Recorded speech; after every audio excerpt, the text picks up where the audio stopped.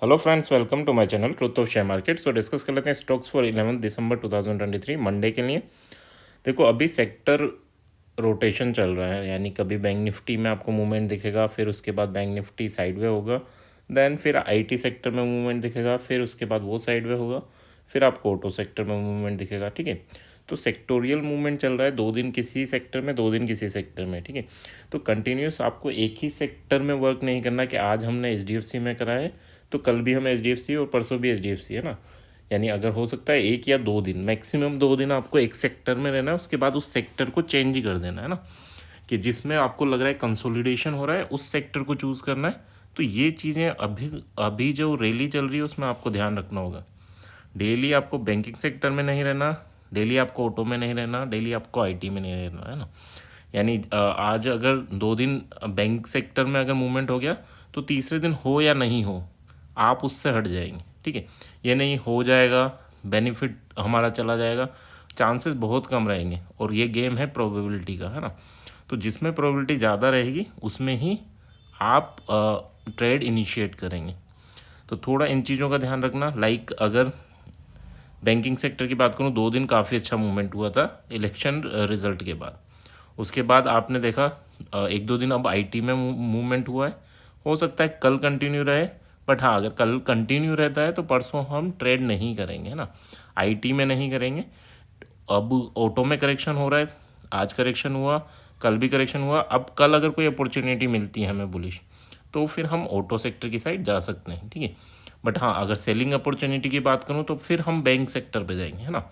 अगर कहीं अगर करेक्शंस आते हैं तो बैंक काफ़ी ऊपर है, बैंकिंग सेक्टर को हम चूज़ करेंगे।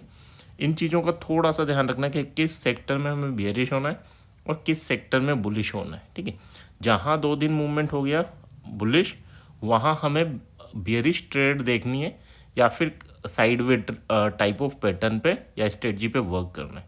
थोड़ा इन चीज़ों का आपको ध्यान रखना पड़ेगा, अभी जो सिनेरियो चल रहा है उसके हिसाब से ना। चलो स्टार्ट करते हैं। First of all, this video is link for education purpose. यहाँ मेरा Telegram link and WhatsApp number की मैंने, सो प्लीज़ ज्वाइन कर लें। स्टार्ट करते हैं विद एचडीएफसी बैंक। देखो, एचडीएफसी बैंक की बात करूँ तो धीरे धीरे ये ऊपर ही आ रहा है। ये देखो 3 दिन इसने कंसोलिडेशन किया। अभी अगर बात करूँ तो उस कंसोलिडेशन का ब्रेकआउट आज दिया।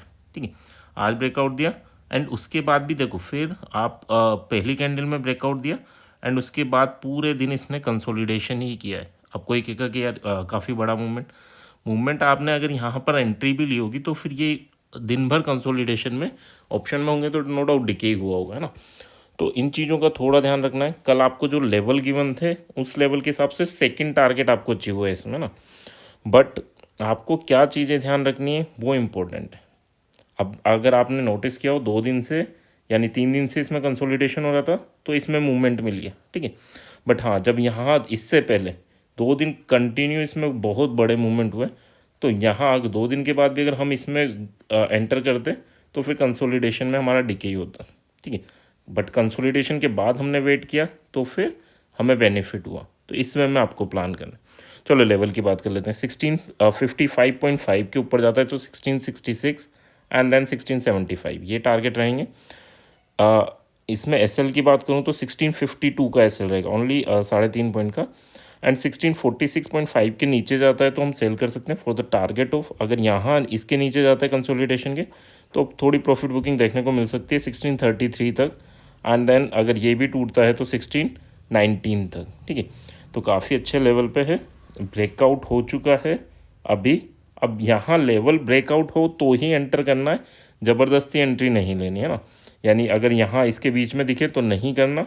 यहाँ ऊपर जाता है हम बाइंग साइड जाएंगे, बट अगर नेक्स्ट कैंडल में वापस आ जाता है इस रेंज में फिर आ जाता है तो फिर हम छोटे से लॉस या फिर कोस्ट टू कोस्ट एग्जिट कर देंगे। ठीक है, हम फिर बैठे नहीं रहेंगे क्योंकि इसके ऊपर आप बुलिश हैं, इसके नीचे आप बेरिश हैं। अगर बुलिश हुए और वापस रेंज में आ रहा है तो फिर हम साइड वे हो जाएंगे, यानी हम एग्जिट कर लेंगे अपनी पोजीशन। ठीक है, तो इस चीज़ का थोड़ा सा ध्यान रखना। एसएल अगर सेलिंग साइड की बात करूँ तो सेलिंग साइड में 1650 का एसएल रहेगा आपका, that is your hard SL. Soft SL की बात करें, 15 मिनट की कैंडल ब्रेकआउट करती है तो कैंडल का लो आपका सॉफ्ट एसएल रहेगा, ब्रेकडाउन करती है तो उसका हाई आपका सॉफ्ट एसएल रहेगा। गैप अप ओपन होता है तो वापस रेंज पे आने देंगे तभी हम ट्रेड इनिशिएट करेंगे ना, बाइंग करेंगे फॉर दिस टारगेट। और अगर इस रेंज में आ जाता है, वापस इस ब्लू लाइन के अंदर आ जाता है, तो फिर that is a selling opportunity, आपको इस टारगेट के लिए प्ले कर सकते हैं। ठीक है, क्लियर? यहाँ तक आई होप क्लियर होगा हमें, है ना। सिमिलर वे में ब्रेकडाउन ओपन होता है, यहाँ टकरा के नीचे जाता है तो सेल करेंगे, और अगर इस रेंज में आ जाता है तो बाय करेंगे फॉर दिस टारगेट। ठीक है, हर लेवल, हर लाइन आपके लिए एक लेवल है, और हर लाइन बीच में आपको कुछ भी बाय सेल नहीं करना, या तो लाइन के ऊपर या लाइन के नीचे। अब इस लाइन, ब्लू लाइन की नहीं, ब्लैक लाइन, किसी भी लाइन की बात करूँ, हर लाइन आपके लिए बाइंग एंड सेलिंग के लेवल है, सपोर्ट एंड रेजिस्टेंस है। ठीक है, नेक्स्ट बात कर लेते हैं एक्सिस बैंक की। तो एक्सिस बैंक देखो, ये काफ़ी इंपॉर्टेंट लेवल पे, ये लेवल अगर टूटता है तो नो डाउट 1135 के बाद आपको 1146 एंड 1157 तक के टारगेट इजीली देखने को मिलेंगे। बट हाँ, यहाँ अगर मैं एसएल की बात करूँ तो एसएल आपका रहेगा 1131.5। ठीक है, या 1131 भी ले सकते हो, 3 पॉइंट का एसएल लेके चल सकते हैं हम, और 1128 के नीचे हम सेल कर सकते हैं for the target of 1121 and then 1113। ठीक है, एसएल यहाँ पर 1132 का रहेगा। ठीक है, छोटे छोटे एसएल हैं, और छोटे छोटे एसएल ही यूज़ करने हैं हमें ना। जिस दिन आपके मूवमेंट होंगे ये छोटे एसएल भी वर्क करेंगे, और जिस दिन मूवमेंट नहीं होंगे या ट्रैप करेगा मार्केट, उस दिन आपको बड़े एसएल भी हिट हो जाएंगे। ठीक है, तो छोटे एसएल ही हैं, और छोटे एसएल हिट भी होंगे, तो इसमें ज़्यादा लॉस नहीं होगा आपका, है ना। और अगर बेनिफिट देने पे आएगा, मार्केट ट्रेंडिंग होगा, तो उसमें बेनिफिट अच्छा मिलेगा। तो इस वे में आपको प्लान करना होगा। अच्छा, स्ट्रक्चर क्या है? स्ट्रक्चर यहाँ इसके, यानी अभी बुलिश ही है नो डाउट, क्योंकि अगर आप देखेंगे तो ये छोटी सी रेंज में डब्लू पैटर्न का ब्रेकआउट करके यहाँ क्लोजिंग दिए, तो ये बुलिश ही है, यहाँ तक तो जाना चाहिए अगर इसके ऊपर निकलता है तो इजीली, है ना। और इसको भी ब्रेक करता है तो नो डाउट फिर आपको एक अच्छा मूवमेंट अपवर्ड डायरेक्शन में देखने को मिलेगा। बियरिश कब होंगे? जब 1113 के नीचे अगर ये क्लोजिंग देता है ना। चलो नेक्स्ट बात कर लेते हैं। So that is our Reliance. Reliance का क्या है? देखो, रिलायंस अगर हम देखें तो ये 6, 7th, 8th तीनों दिन एक छोटी सी रेंज में ही इसने ट्रेवल किया है। ठीक है, अब यहाँ पर क्या है, 2467 अगर ब्रेक होता है, इसके ऊपर कोई भी कैंडल 15 मिनट की क्लोजिंग देती है, so that is a by signal for the target of 2483 and 2499। ठीक है, बट अगर 15 मिनट की कैंडल ऊपर क्लोजिंग देती है और वापस नीचे आ जाती है, तो हम निकल लेंगे कोस्ट टू कोस्ट या छोटे से लॉस में। ठीक है, नीचे अगर बात करें 2445 अगर ब्रेक होता है, तो फिर आपको एक प्रॉफिट बुकिंग देखने को मिल सकती है 2424 तक की एंड 2410 तक की। ठीक है, यहाँ पर एसएल की बात करूँ तो 2454 आपका एसएल रहेगा, या इससे छोटा अगर हम करना चाहें तो 2451 आपका एसएल रहेगा। ठीक है, एंड ऊपर की साइड अगर बात करें तो 2460 यानी 7 पॉइंट का एसएल आपका यहाँ बनेगा। बट हाँ, ये तो है हार्ड एसएल। तो आप सॉफ्ट एसएल में क्या होगा, जो भी 15 मिनट की कैंडल ब्रेकआउट करती है उसका लो भी आप सॉफ्ट एसएल की तरह यूज़ कर सकते हो, अगर वो छोटा है तो, है ना। अच्छा, स्ट्रक्चर वही है कि यहाँ इसमें कल हम ट्रेड ढूंढ सकते हैं। क्यों? क्योंकि 3 दिन से कंसोलिडेशन हो रहा है। ठीक है, कंसोलिडेशन हो रहा है तो चांसेस ज़्यादा हैं कि ये ब्रेकआउट या ब्रेकडाउन दे सकता है, तो यहाँ पर आपको ट्रेड मिल सकती है, अच्छी ट्रेड मिल सकती है। यानी नेक्स्ट बात कर लेते हैं। So that is our Infosys ने करंट लेवल का ब्रेकआउट किया है, एंड काफ़ी इंपॉर्टेंट रेंज में है। कल लास्ट डे है जिसमें इन्फी और बुलिश हो सकता है, एंड उसके बाद फिर हम आईटी सेक्टर से भी हट जाएंगे, क्योंकि 2-3 दिन से मैं बोल रहा हूँ कि हाँ, आईटी सेक्टर मूवमेंट दे सकता है। तो कल तो मूवमेंट नहीं दिया, आज इसने काफ़ी अच्छा मूवमेंट दिया, एंड कल ये कंटिन्यू रह सकता है। तो कल सेकेंड हाफ के बाद हम इसमें ट्रेड नहीं करेंगे। अगर ये बुलिशनेस जारी रहेगी तो कल फर्स्ट हाफ में ही हो जाएगा, है ना। फर्स्ट हाफ में हो जाएगा, एंड उसके बाद सेकेंड हाफ में हम जो भी प्रॉफिट हो रहा होगा उसे बुक कर लेंगे। तो लेवल क्या इंपॉर्टेंट है, 1495 के ऊपर जाता है तो 1504 एंड देन 1518 ये आपके टारगेट रहेंगे। एसएल की बात करूँ तो 1490 का आपका एसएल रहेगा। 1488.7 इसके नीचे जाता है तो सेलिंग अपॉर्चुनिटी रहेगी 1477, यहाँ बुक कर लेना है। फिर इसको ब्रेक करता है, नीचे जाता है, तो फिर हम वापस एंटर करेंगे 1462 के लिए। एसएल की बात करूँ तो 1492 आपका यहाँ हार्ड एसएल रहेगा। ठीक है, ओके, अभी इसका स्ट्रक्चर कम्प्लीटली बुलिश है, कल ये रैली कंटिन्यू रह सकती है, बट हाँ उसके बाद नहीं, है ना। तो क्लियर रखना रोटेशनल व्यू में कि हाँ, कल आईटी सेक्टर में हमारा लास्ट डे रहेगा, फिर कंसोलिडेशन का वेट करेंगे। अगर उसके बाद भी रैली होती है तो कोई दिक्कत नहीं। हाँ, अगर कल रैली नहीं होती तो फिर हम परसों देख सकते हैं, बट अगर कल रैली हो जाती है तो फिर हम 2-3 दिन इस इन्फोसिस या आईटी सेक्टर में नहीं एंटर करेंगे। ठीक है, तो कल के लिए बेस्ट तो क्या है, रिलायंस है हमारे पास, और बुलिश के लिए इन्फोसिस है। चलो बात कर लेते हैं एसबीआई की। एसबीआई भी ब्रेकआउट पे ही है। ब्रेकआउट पे किस में कि यहाँ पर इसने पहले भी गया था अभी 3 दिन पहले, एंड उसके बाद 3 दिन से यानी 6, 7, 8 3 दिन कंसोलिडेशन किया, लेवल पे आया। अब ये डबल टॉप बनाएगा और फिर सेलिंग अपॉर्चुनिटी आएगी, या फिर यहाँ ब्रेकआउट करके ये ऊपर जाएगा। ठीक है, तो ये इंपॉर्टेंट रहेगा। 615 टूटता है तो 618 एंड 621 ये आपके टारगेट रहेंगे। एसएल की बात करूँ तो 614 यानी 13.5 लेके चलना। 613.5 यानी 1.5 पॉइंट का एसएल हम यहाँ पर लेके चलेंगे। एंड सेलिंग कब करनी है, 612.5 अगर ब्रेक होता है तो फिर हम सेल करेंगे for the target of 609.5 and then 605। SL यहाँ पर कितना लेके चलेंगे, तो यहाँ पर आपका एसएल रहेगा 614। ठीक है, यानी वही 1.5 पॉइंट का एसएल आपका यहाँ पर भी रहेगा। नेक्स्ट बात कर लेते हैं। So that is our Tata Motors. देखो टाटा मोटर्स में बियरिशनेस दिखी है आज, है ना। टाटा मोटर्स ने कंसोलिडेशन किया कल, 7 को कंसोलिडेशन किया, 8 को इसने ब्रेकआउट दिया, 7 को कंप्लीटली कंसोलिडेशन किया था, और जिस वे में ये ऊपर गया था उसी वे में नीचे भी आ गया, यहीं सपोर्ट लिया और वापस अभी रेंज में है ना। बट हाँ, ये लेवल अगर टूटता है तो काफ़ी अच्छी आपको सेलिंग प्रेशर देखने को मिलेगा इन टाटा मोटर। कल के लिए क्या रहेगा, 717 अगर टूटता है तो 721 एंड 726 ये आपके टारगेट रहेंगे। एसएल आपका 714 का रहेगा। 712 अगर नीचे टूटता है तो 707 एंड 702.5 ये आपके टारगेट रहेंगे। 715 का एसएल यहाँ पर रहेगा 3 पॉइंट का। ठीक है, स्ट्रक्चर नो डाउट इसमें थोड़ा बियरिशनेस देखने को मिल रही है, बट हाँ level by 2 level he trade करना है, या आज इसने मूवमेंट दिया है बेरिश तो कल हो सकता है ये कंसोलिडेशन करे। ठीक है, तो अगर इस रेंज में रहे तो नो डाउट आपको ट्रेड बिल्कुल नहीं लेनी इसमें, है ना। रेंज ब्रेकआउट के सबसे ज़्यादा चांसेस रहेंगे रिलायंस में, एंड उसके बाद आपके मूवमेंट के चांसेस, बुलिश मूवमेंट की बात करूँ तो इन्फोसिस में रह सकता है ना।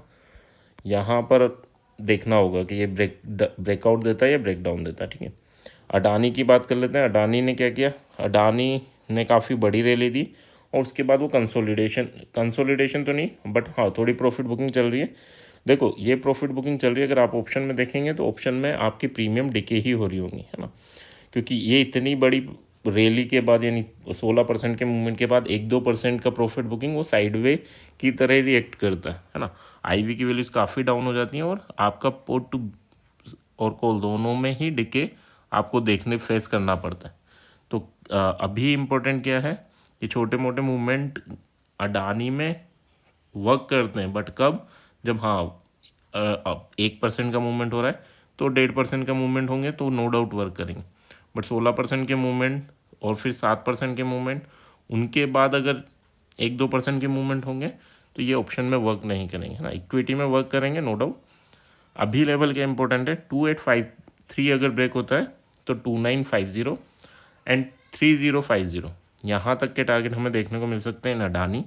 एसएल की बात करूँ तो 2815 का आपका एसएल रहेगा फॉर बाइंग साइड।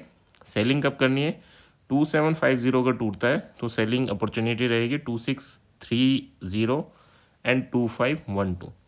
यहाँ पर अगर मैं एसएल की बात करूँ तो 50 पॉइंट का एसएल रहेगा ना, 2800। तो थोड़ा सा इसे देख कर चलना।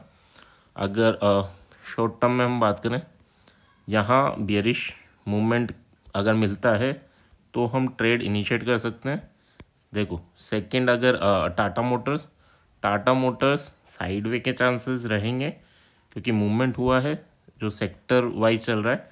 और हाँ, इसमें अगर बुलिश यानी अगर ऑटो सेक्टर को देखना पड़ेगा, अगर आप टाटा मोटर्स में कर रहे हैं, ऑटो सेक्टर अगर बुलिश मूवमेंट देता है तो नो डाउट फिर टाटा मोटर्स में आपको एक बाउंस देखने को मिलेगा। जिस टाइप से करेक्शन आपने देखा था बैंकिंग सेक्टर में हुआ था, उसके बाद अपने बैंकिंग सेक्टर का आज मूवमेंट हुआ।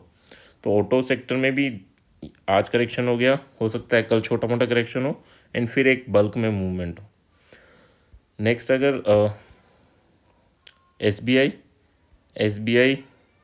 एसबीआई को आप रख सकते हैं मंडे के लिए। क्यों? क्योंकि या तो ये इसको ब्रेकआउट करेगा या यहाँ से प्रॉफिट बुकिंग आ सकती है। ठीक है।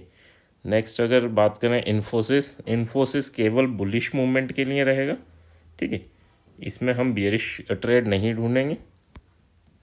नेक्स्ट अगर बात करें रिलायंस यानी फर्स्ट अगर हम बात करें तो ये रिलायंस रहेगा हमारा, है ना। क्यों? क्योंकि 3 दिन कंसोलिडेशन का हो गया। अब ये ब्रेकआउट के लिए रेडी है, ऊपर करें या नीचे करें। ठीक है, तो इसमें बोथ साइड रहेगा हमारा। नेक्स्ट अगर हम बात कर लेते हैं so that is our axis bank की बात करूं तो एक्सिस बैंक बुलिश वाली ट्रेड ही इसमें ढूंढना है हमें। यानी ढूंढना क्या है, अगर मिले तो करनी है, नहीं मिले तो बियरिश में ज़्यादा नहीं फंसना, है ना। क्योंकि डब्लू पैटर्न का ब्रेकआउट हुआ है, बियरिश ट्रेड इसकी बनेगी काफ़ी नीचे। ठीक है, यहाँ छोटे मोटे मूवमेंट हों तो उनमें फंसने की ज़रूरत नहीं है। इसमें कोशिश करना, अगर आप कम ट्रेड करते हैं तो इसमें केवल बुलिश ट्रेड अगर मिले तो ठीक है, अदरवाइज़ हम अवॉइड कर सकते हैं।